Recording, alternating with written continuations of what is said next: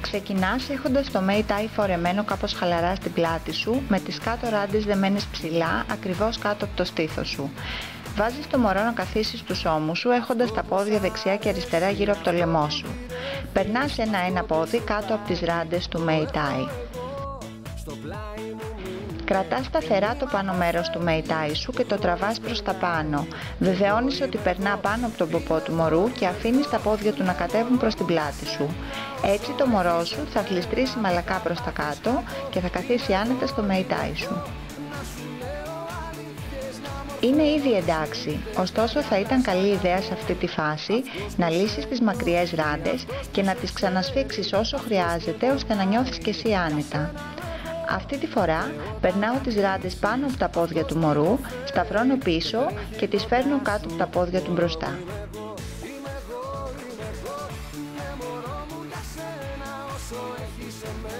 Με αυτόν τον τρόπο το μωρό έρχεται πάντα ψηλά στην πλάτη σου, από όπου μπορεί να βλέπει πάνω από τον ώμο σου.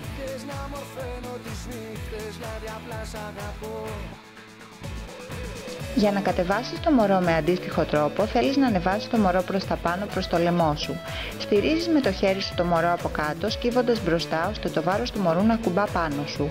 Κρατάς το μωράκι σου μαλακά, χωρίς να τραβάς τα χέρια του προς τα πάνω και το φέρνεις πάνω από το κεφάλι σου μπροστά σου. Αυτός ο τρόπος βοηθάει τους καινούριους baby wearers που μπορεί να νιώθουν ανασφάλεια να φορέσουν το μωρό με τον κλασικό τρόπο. Παρόλο που με ένα καλό Muay Thai θα μπορούσε να φορέσει νεογέννητο μωρό στην πλάτη σου, δεν συνιστάται να χρησιμοποιήσεις αυτόν τον τρόπο που είναι κατάλληλος για μωρά από 4 μηνών και πάνω.